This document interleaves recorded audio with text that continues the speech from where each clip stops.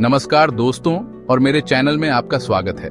आज हम एक ऐसे विषय पर चर्चा करेंगे जो मर्चेंट नेवी में रुचि रखने वालों या फिर इस क्षेत्र में अपना करियर बनाने की सोच रहे लोगों के लिए बहुत महत्वपूर्ण है। ये वीडियो उन सभी के लिए है जो जहाजों और समुद्र की दुनिया को समझना चाहते हैं। इस वीडियो में हम मर्चेंट नेवी के जहाजों से जुड़े कुछ सामान्य शब्दों को बहुत ही सरल भाषा में समझेंगे।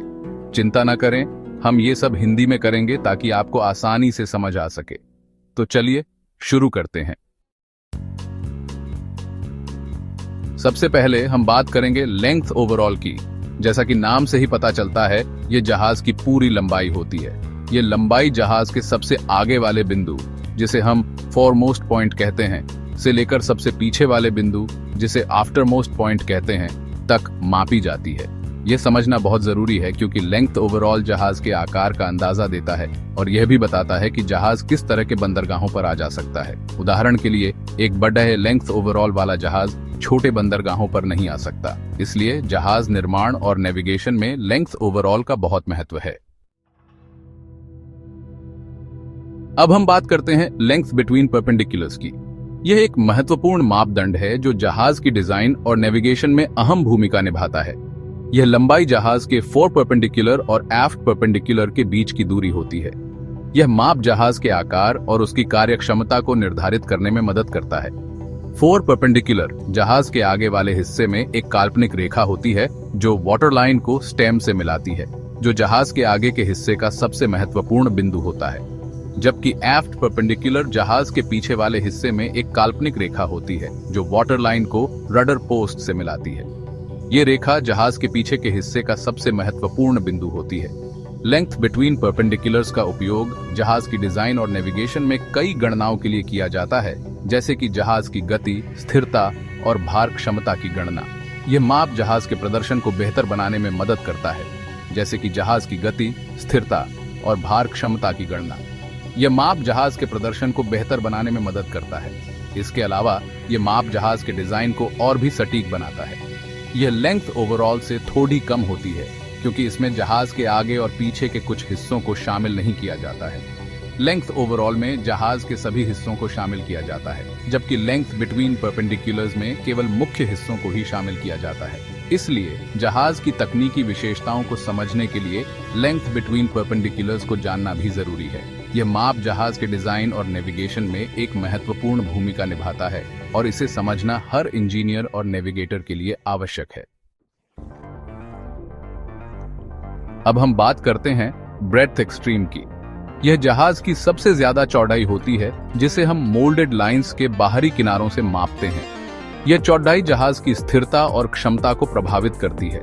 एक चौड़े जहाज में ज्यादा सामान रखा जा सकता है और यह पानी में ज्यादा स्थिर भी होता है। हालांकि ज्यादा चौड़ाई का मतलब यह भी है कि जहाज को चलाने के लिए ज्यादा शक्ति की आवश्यकता होगी और यह कुछ संकरे जल मार्गों से नहीं गुजर पाएगा। इसलिए जहाज की डिजाइन करते समय ब्रेड्थ एक्सट्रीम को ध्यान में रखना बहुत जरूरी है। ब्रेथ मोल्डेड जहाज की चौड़ाई का एक और माप है। यह ब्रेथ एक्सट्रीम से अलग होता है क्योंकि इसमें जहाज के हल की बाहरी परत, जिसे हम प्लेटिंग कहते हैं, को शामिल नहीं किया जाता है। यह फ्रेम्स के बाहरी किनारों के बीच की दूरी होती है जो जहाज के हल को आकार देते हैं। ब्रेथ मोल्डेड का उपयोग जहाज की आंतरिक जगह की गणना करने के लिए किया जाता है, जैसे कि कार्गो होल्ड्स का आकार और इंजन रूम का आकार। इसलिए जहाज की डिजाइन और निर्माण में ब्रेथ मोल्डेड का भी महत्वपूर्ण स्थान है। डेप्थ एक्सट्रीम जहाज की ऊंचाई का माप है। यह माप जहाज की संरचना और उसकी क्षमता के लिए अत्यंत महत्वपूर्ण है। यह कील के सबसे निचले बिंदु से लेकर डेक के सबसे ऊपरी बिंदु तक मापी जाती है। कील जहाज की रीढ़ की हड्डी होती है जो जहाज की लंबाई के साथ चलती है, जबकि डेक जहाज का ऊपरी तल होता है। कील जहाज की संरचना का सबसे महत्वपूर्ण हिस्सा है। यह जहाज को स्थिरता और मजबूती प्रदान करता है। डेक जहाज का वह हिस्सा है जहां पर लोग चलते हैं और सामान रखा जाता है। डेप्थ एक्सट्रीम जहाज की संरचनात्मक अखंडता और कार्गो क्षमता को प्रभावित करती है। एक गहरे जहाज में ज्यादा सामान रखा जा सकता है और यह तेज लहरों का सामना भी बेहतर तरीके से कर सकता है। गहरे जहाजों में अधिक कार्गो रखने की क्षमता होती है, जिससे वे लंबी यात्राओं के लिए उपयुक्त होते हैं। यह जहाज की स्थिरता को भी बढ़ाता है, जिससे यह समुद्र की कठिन परिस्थितियों में भी सुरक्षित रहता है। एक गहरे जहाज में ज्यादा सामान रखा जा सकता है और यह तेज लहरों का सामना भी बेहतर तरीके से कर सकता है। हालांकि ज्यादा गहराई का मतलब यह भी है कि जहाज का निर्माण करना ज्यादा महंगा होगा। गहरे जहाजों का निर्माण महंगा होता है क्योंकि इसमें अधिक सामग्री और उन्नत तकनीक की आवश्यकता होती है। इसके अलावा गहरे जहाजों को बनाए रखने की लागत भी अधिक होती है। हालांकि ज्यादा गहराई का मतलब यह भी है कि जहाज का निर्माण करना ज्यादा महंगा होगा। इसलिए जहाज की डिजाइन करते समय डेप्थ एक्सट्रीम को ध्यान में रखना बहुत जरूरी है। जहाज की डिजाइन करते समय डेप्थ एक्सट्रीम को ध्यान में रखना बहुत जरूरी है। यह सुनिश्चित करता है कि जहाज न केवल अधिक कार्गो ले जा सके, बल्कि समुद्र की कठिन परिस्थितियों में भी सुरक्षित और स्थिर रहे। डेप्थ मोल्डेड जहाज की ऊंचाई का एक और माप है। यह कील के ऊपरी किनारे से लेकर डेक बीम के निचले किनारे तक मापी जाती है। डेक बीम जहाज के डेक को सहारा देने वाली आड़ी बीम होती है। डेप्थ मोल्डेड का उपयोग जहाज के हल के आकार और मजबूती की गणना करने के लिए किया जाता है। यह जहाज के कार्गो होल्ड्स की ऊंचाई को भी प्रभावित करता है। इसलिए जहाज निर्माण में डेप्थ मोल्डेड का महत्वपूर्ण स्थान है। ड्राफ्ट एक्सट्रीम जहाज के पानी में डूबे हुए हिस्से की ऊंचाई होती है। यह वाटर लाइन से लेकर जहाज के सबसे निचले बिंदु तक मापी जाती है। यह जहाज के भार पर निर्भर करता है। एक भारी जहाज का ड्राफ्ट ज्यादा होगा, जबकि एक हल्के जहाज का ड्राफ्ट कम होगा। ड्राफ्ट एक्सट्रीम जहाज की अलग अलग पानी की गहराई में नेविगेट करने की क्षमता को प्रभावित करता है। एक ज्यादा ड्राफ्ट वाला जहाज उथले पानी में नहीं जा सकता, जबकि एक कम ड्राफ्ट वाला जहाज आसानी से उथले पानी में भी जा सकता है। ड्राफ्ट मोल्डेड जहाज के मोल्डेड लाइन से लेकर जहाज के सबसे निचले बिंदु तक मापी जाती है। यह ड्राफ्ट एक्सट्रीम से थोड़ी कम होती है, क्योंकि इसमें जहाज के हल की बाहरी परत को शामिल नहीं किया जाता है। ड्राफ्ट मोल्डेड का उपयोग जहाज की स्थिरता और हाइड्रोस्टैटिक गणनाओं के लिए किया जाता है। यह जहाज के प्रोपेलर की कार्यक्षमता को भी प्रभावित करता है। इसलिए जहाज डिजाइन में ड्राफ्ट मोल्डेड का महत्वपूर्ण स्थान है। फ्रीबोर्ड जहाज के वाटरलाइन से लेकर डेक के ऊपरी किनारे तक की ऊंचाई होती है। यह जहाज की सुरक्षा और समुद्री क्षमता को सुनिश्चित करने के लिए बहुत महत्वपूर्ण है।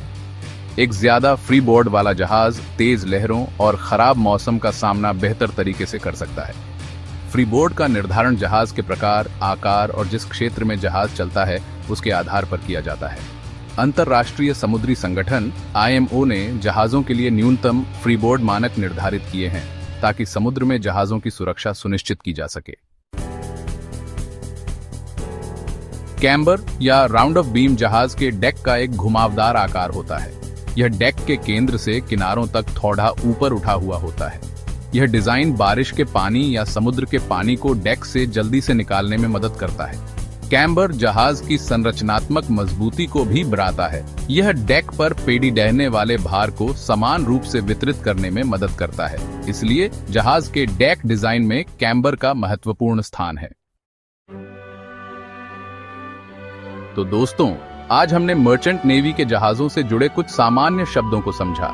हमने length overall, breadth extreme, depth extreme, draft, freeboard और कैम्बर जैसे शब्दों के बारे में जाना और समझा कि ये जहाज की डिजाइन, निर्माण और नेविगेशन में कैसे महत्वपूर्ण भूमिका निभाते हैं। इन शब्दों के माध्यम से हमने यह भी जाना कि जहाज की संरचना और उसकी स्थिरता को कैसे मापा जाता है। ये जानकारी न केवल उन लोगों के लिए महत्वपूर्ण है जो समुद्री उद्योग में काम करते हैं, बल्कि उन छात्रों के लिए भी जो इस क्षेत्र में अपना करियर बनाना चाहते हैं। तो चलिए शुरू करते हैं शीर से। शीर एक ऐसा शब्द जो शायद आपने पहले कभी सुना हो या शायद नहीं, लेकिन आज हम इसके बारे में डिटेल में जानेंगे। शीर का मतलब क्या होता है और ये शिप के डिजाइन में क्यों इतना इंपॉर्टेंट होता है, ये सब हम आपको बताएंगे। इमेजिन करो एक बड़ा सा बनाना। हाँ भाई, बनाना। ये बनाना का शेप आपको कुछ याद दिलाता है। इसका जो कर्व होता है वो कुछ खास होता है। ये कर्व ही है जो बनाना को उसकी पहचान देता है। उसका जो कर्व होता है ना ऊपर की तरफ, वो है शीर। बिल्कुल वैसे ही जैसे एक शिप का डेक होता है। ये कर्व बनाना को मजबूत बनाता है और शिप के केस में भी ये कर्व उसे मजबूत और स्टेबल बनाता है। अब शिप पे आते हैं। शिप का डेक मतलब ऊपर का हिस्सा, वो भी बिल्कुल ऐसे ही थोड़ा कर्व्ड होता है फ्रंट से बैक तक। ये कर्व सिर्फ देखने में ही नहीं, बल्कि फंक्शन में भी इंपॉर्टेंट है। शिप का डेक मतलब ऊपर का हिस्सा, वो भी बिल्कुल ऐसे ही थोड़ा कर्व्ड होता है, फ्रंट से बैक तक। ये कर्व शिप को स्टेबिलिटी देता है और उससे समुद्र की तेज लहरों का सामना करने में मदद करता है। यह कोई डिजाइन नहीं है भाई, ये जरूरी होता है। इंजीनियर्स और डिजाइनर्स इस कर्व को बहुत सोच समझ कर बनाते हैं। ये कर्व शिप को बैलेंस में रखता है और उसे उल्टे से बचाता है। शीर से शिप स्टेबल रहता है, चाहे कितनी भी तेज लहरें क्यों ना आए। जब समुद्र में तूफान आता है तब ये शीर ही होता है जो शिप को बैलेंस में रखता है। इससे शिप उल्टा नहीं होता और सेफली अपनी मंजिल तक पहुंचता है। स्टेबिलिटी मतलब शिप का बैलेंस में रहना, उल्टे ना होने का। ये स्टेबिलिटी शिप के लिए बहुत जरूरी होती है, क्योंकि समुद्र में हर वक्त मौसम बदलता रहता है। कभी तेज हवा चलती है, कभी तेज लहरों का सामना करना पड़ता है। और सीवर्दीनेस मतलब समुद्र में चलने लायक। एक शिप तभी सीवर्दी होता है जब उसका डिजाइन और स्ट्रक्चर दोनों ही मजबूत हो। शीर इस डिजाइन का एक इम्पोर्टेंट हिस्सा है जो शिप को समुद्र में चलने लायक बनाता है। तो जब भी किसी शिप को देखो तो उसका शीर देखना मत भूलना। यह कर्व ही है जो शिप को मजबूत और स्टेबल बनाता है। शीर के बिना शिप समुद्र में चलने लायक नहीं होता। तो अगले बार जब आप किसी शिप को देखें तो उसके शीर को जरूर नोटिस करें और समझें कि यह कितना इम्पोर्टेंट है। अब बात करते हैं राइज ऑफ फ्लोर की, जिसे बिल्गे कील भी बोलते हैं। बिल्गे कील यानी राइज ऑफ फ्लोर एक ऐसा पार्ट है जो शिप के स्टेबिलिटी में बहुत इंपॉर्टेंट रोल प्ले करता है। यह शीर का उल्टा है। शीर जो शिप की अपर कर्वेचर को डिफाइन करता है, उसके opposite rise of floor ship की बॉटम कर्वेचर को डिफाइन करता है। कंफ्यूज्ड? आसान भाषा में समझो, शीर और राइज ऑफ फ्लोर दोनों मिलकर शिप को एक बैलेंस्ड स्ट्रक्चर देते हैं। शीर था शिप का अपर कर्वेचर जो शिप के डेक को एक आर्क शेप देता है। यह आर्क शेप सिर्फ एस्थेटिक नहीं बल्कि फंक्शनल भी है। और राइज ऑफ फ्लोर है शिप के बॉटम का कर्वेचर। यह कर्वेचर शिप के हल को एक स्पेसिफिक शेप देता है जो वाटर में स्टेबिलिटी मेंटेन करने में मदद करता है। इमेजिन करो एक वाटरमेलन बीच से कट किया हुआ। वाटरमेलन का शेप जब आप उसे हॉरिजॉन्टली कट करते हो बिल्कुल शिप के राइज ऑफ फ्लोर जैसा होता है। उसका जो शेप होता है ना, वो है राइज ऑफ फ्लोर। ये शेप शिप को वाटर में बैलेंस और स्टेबिलिटी प्रोवाइड करता है। ये शिप को साइड टू साइड बैलेंस देता है, जिससे शिप इजीली नहीं उलाटा। जब शिप वाटर में मूव करता है तो राइज ऑफ फ्लोर उसके मूवमेंट को स्मूथ और स्टेबल बनाता है, जिसे वो इजीली नहीं उलाटा। रफ सीज में भी राइज ऑफ फ्लोर शिप को स्टेबल रखता है, जिससे क्रू और कार्गो दोनों सेफ रहते हैं। स्टेबिलिटी के लिए शीर और राइज ऑफ फ्लोर दोनों जरूरी हैं। ये दोनों एलिमेंट्स मिलकर शिप को एक बैलेंस्ड और स्टेबल स्ट्रक्चर देते हैं जो लॉन्ग वॉयजेस के लिए एसेंशियल है। जब शिप डिजाइन की जाती है तो इंजीनियर्स इन दोनों एस्पेक्ट्स को ध्यान में रखते हैं। शीर और राइज ऑफ फ्लोर का परफेक्ट बैलेंस ही एक सक्सेसफुल शिप डिजाइन का सीक्रेट है। सो नेक्स्ट टाइम जब आप किसी शिप को देखो तो उसके शीर और राइज ऑफ फ्लोर को जरूर नोटिस करना। ये दोनों ही शिप की स्टेबिलिटी और सेफ्टी के लिए बहुत इंपॉर्टेंट हैं। और ये थी कहानी राइज ऑफ फ्लोर की, समझे? बिल्गे रेडियस यह है शिप का पावर कर्व। शिप की बॉटम और साइड्स के बीच में जो कर्व्ड एरिया होता है ना, वो है बिल्गे रेडियस। यह शिप को स्ट्रेंथ देता है, जिससे वो समुद्र के प्रेशर को झेल सके। ज्यादा बिल्गे रेडियस ज्यादा स्ट्रेंथ, सिंपल। इसके अलावा यह शिप की स्टेबिलिटी को भी इंप्रूव करता है। तो बिल्गे रेडियस एक छोटा सा कर्व है जिसका काम बड़ा है।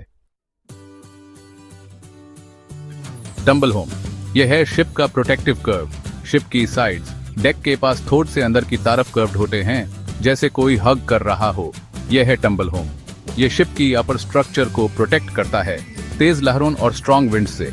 इससे शिप के अंदर का एरिया भी सेफ रहता है। Safety first always. डिस्प्लेसमेंट यह है शिप का वेट जब वो पानी में होता है। जब एक शिप पानी में फ्लोट करता है तो वो पानी को डिस्प्लेस करता है। यह डिस्प्लेसमेंट शिप के वेट के बराबर होता है। मतलब जितना भारी शिप होगा उतना ही ज्यादा पानी वो डिस्प्लेस करेगा। कंफ्यूज्ड? आसान भाषा में समझो, एक बटटब में आदमी उतारता है तो पानी ऊपर आता है ना। जब आप बटटब में एंटर करते हो तो आपका वेट पानी को डिस्प्लेस करता है और पानी का लेवल बढ़ जाता है। यह बिल्कुल वैसे ही होता है जैसे एक शिप पानी में फ्लोट करता है। कितना ऊपर आता है वो डिपेंड करता है आदमी के वेट पे। Same with ships. जब एक शिप पानी में होता है तो उसका वेट पानी को डिस्प्लेस करता है। अगर शिप ज्यादा हैवी है तो ज्यादा पानी डिस्प्लेस होगा और पानी का लेवल ज्यादा बढ़ेगा। शिप जितना हैवी होगा उतना ही ज्यादा पानी डिस्प्लेस करेगा। यह प्रिंसिपल हर तरह के शिप्स पे अप्लाई होता है, चाहे वो कार्गो शिप्स हो पैसेंजर शिप्स हो या फिर छोटे बोट्स हो, हर एक शिप का डिस्प्लेसमेंट उसके वेट के बराबर होता है। डिस्प्लेसमेंट से पता चलता है कि शिप कितना कार्गो, फ्यूल और पैसेंजर्स कैरी कर सकता है। जब एक शिप को लोड किया जाता है तो उसका वेट बढ़ता है और वो ज्यादा पानी डिस्प्लेस करता है। इसी तरह से हम ये मेजर कर सकते हैं कि शिप कितना लोड ले सकता है और पैसेंजर्स कैरी कर सकता है। यह डिस्प्लेसमेंट का कॉन्सेप्ट सिर्फ शिप्स तक सीमित नहीं है, बल्कि हर तरह के फ्लोटिंग ऑब्जेक्ट्स पे अप्लाई होता है, जैसे कि सबमरीन्स, बोट्स और इवन फ्लोटिंग डॉक्स। यह एक बेसिक प्रिंसिपल है जो हमें समझना जरूरी है जब हम किसी भी फ्लोटिंग ऑब्जेक्ट के वेट और कैपेसिटी को मेजर करते हैं। लाइट वेट, यह है शिप का वेट बिना किसी सामान के। मतलब शिप बिल्कुल खाली है, कोई कार्गो नहीं, कोई फ्यूल नहीं, कोई पैसेंजर्स नहीं, कुछ भी नहीं, सिर्फ शिप का स्ट्रक्चर। यह शिप का बेसिक वेट होता है। डेड वेट, यह है शिप की कैरिंग कैपेसिटी। मतलब शिप कितना कार्गो, फ्यूल और पैसेंजर्स कैरी कर सकता है, वो है डेड वेट। यह शिप की ऑपरेशनल कैपेसिटी को डिफाइन करता है। ज्यादा डेड वेट ज्यादा कमाए। सिंपल, डेड वेट कैलकुलेट करने के लिए लाइट वेट को माइनस करते हैं डिस्प्लेसमेंट से। दोस्तन, ये थे कुछ इंपॉर्टेंट टर्म्स जो मर्चेंट नेवी शिप्स में यूज होते हैं। वीडियो पसंद आया होगा और आपको इससे कुछ नया सीखने को मिला होगा। अगर आपको वीडियो पसंद आया हो तो इसे लाइक और शेयर जरूर करें। लाइक और शेयर करने से हमें यह पता चलता है कि आप हमारे कंटेंट को पसंद कर रहे हैं और इससे हमें और भी बेहतर वीडियो बनाने की प्रेरणा मिलती है। और ऐसे ही और भी रोचक जानकारियों के लिए हमारे चैनल को सब्सक्राइब करना ना भूलें।